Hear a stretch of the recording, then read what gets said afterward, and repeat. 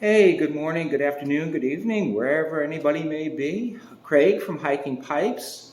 And today's video is in response to NW Piper's GAW. He's given us three questions that are very introspective and would like us to answer those questions. Now, I've seen notifications of folks posting videos as well as I know comments is starting to funnel in to answer this.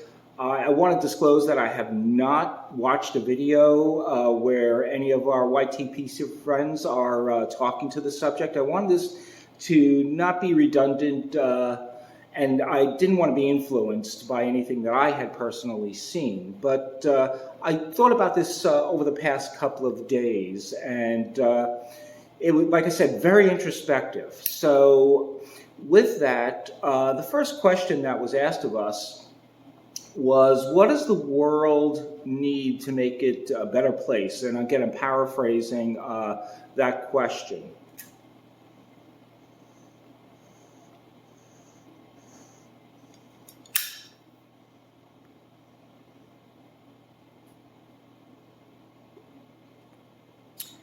The answer that came to my mind is one word, and that is altruism. Altruism is basically doing what's right for the whole and just being good to everyone. But the thing about altruism, and Ayn Rand wrote about this and used this as the background subject in her book, The Fountainhead, extensively, and really went into depth regarding altruism. It's not just doing one thing and saying, well, I did this one thing, so now I can, be a crud and it's made up for and I'll go back to it. My wife had an aunt who I played golf with frequently, and she was a very competitive golfer, and she was very religious, and she would go to church every morning and do the morning masses, even before going out and playing golf. And I remember, I'm not Catholic, but I would go with her and sit in the car while she was inside, going to mass, and then we would go out and play a round of golf. And she would go out there, and if she did something wrong on the golf course, she'd curse up a storm like anybody, like a sailor. It was just unbelievable. And it kind of made me laugh that, you go to church and, you're doing all of this praying and reflecting, and then you go outside of the church and you just lose everything that apparently the church kind of is supposed to teach you. And I don't mean to offend anybody with this. I really don't. But like I said, one man's perspective. That to me is almost a little bit of altruism in that, being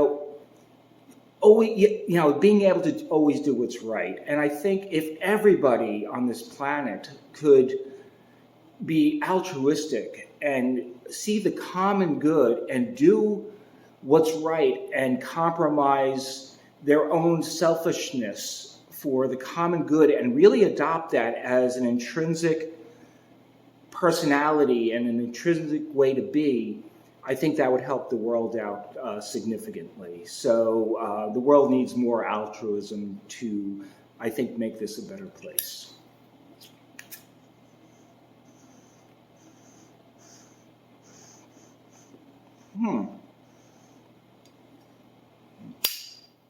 Sorry, I'm having a little rough time keeping my John Cotton's going here. The second question that was posed was, if we had to be one age for the rest of our time, what would that age be? And very open-ended question that has a variety of answers based upon our physicalness, our mentality. It could even be ages of the earth, maybe. I don't know, like the Bronze Age, the Industrial Age, the Ice Age. Not that I don't think anybody wants to be around for the Ice Age, but I'm going with the more conventional kind of number answer here. because I think that's what the intent of the question was from N.W. Piper.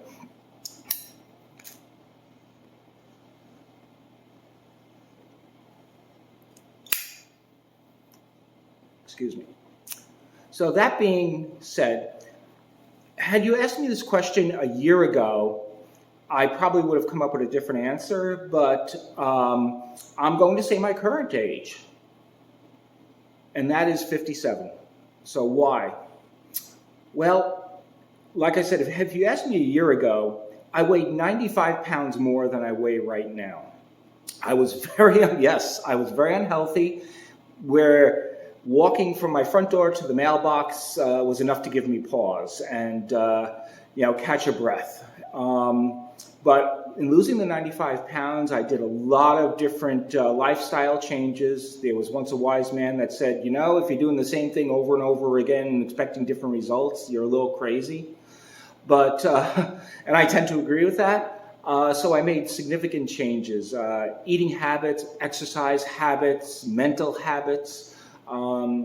All in all, it attributed to a weight loss of where I am now. I still want to lose about another 10 pounds, actually. I want to crack that 100-pound mark. Between Thanksgiving and Christmas and New Year's, fell off the wagon a little bit, but getting back on it. So with that, I feel healthier than I have in, 25 years, almost 30 years. That coupled with the maturity, intelligence, and maybe with some that's kind of an oxymoron, but nevertheless, I feel maybe I have some of that, or I like to think that I do.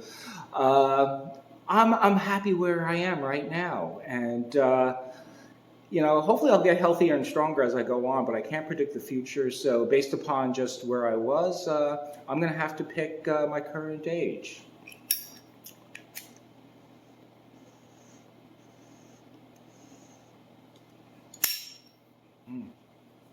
Excuse me again. And then for the last question, this was very personal, I think, and that is, name something that was significant that you came to a realization in your life on. And again, I'm paraphrasing the question. And I'm going to get a little personal here, as though I haven't already, but I think this is a very personal question for many. And I'll divulge, and that is that I'm successful. No, I don't live in a $10 million mansion. No, I don't drive a Lamborghini or a Maserati. I have a nice home with a nice family, and I'm loved. My family is relatively healthy. Yes, there's always little health issues that go on, but relatively healthy. But not to get too Freudian, but when I was very young, my parents split up. And it was at a time where you get kind of impressionable. They actually split up when I was 13, but didn't finally divorce until I was about 19. My father wasn't a particularly kind person. I wasn't abused, physically or anything like that. But I remember that when I was struggling to figure out what I wanted to be when I, grew up, and where I was going to go to college and what I was going to study. And he pressured me in my later high school to go into engineering. And I went to school for engineering, and I wasn't sure that's what I wanted to be. The school I had chosen at the time I didn't think was the right school for me, and as a result, I had a miserable first year of college and got really poor grades. I went to work where he worked in a summer job, and he slowly ingrained into myself that maybe I shouldn't go back to college, that maybe I wasn't college material, and that I really wouldn't amount to much if I went to college, and so forth. And being impressionable with other things going on, I kind of bought into that line of thinking, and for many, many, many years, even though I completed college eventually, I took the long route, and I work in the engineering field. But it took a very, very long time for me to get there because I always was crippled with that self-doubt that he really ingrained in me. And I had a very deep conversation with my wife a couple of years ago, and I really kind of laid out how I was feeling, how I felt somewhat insecure all the time, just unsure of myself and what have you. And we had a knockout, drag-out conversation, and through that conversation, it got heated, it got emotional, it got a lot of things. At the end of it, though, I came to the fact that, you know what, I am successful, I am worthy, I am smarter than I thought I was, in some regards. I'll caveat that. But yeah, that realization a couple of years ago, and I'll thank my wife for really hammering on that conversation, because that was a very tough conversation. That was my realization, is that I am successful. And you know what? If we all take a step back and we try to put aside our insecurities, our self-doubts, our own perception of what we think people think of us, and we really look at what we have in our possession, and that possession is a tough word too, and I get that, but what we have, I think we all can realize that we are all successful, and we should realize that, and I think we'll all be a little bit happier in that realization. I know I certainly was.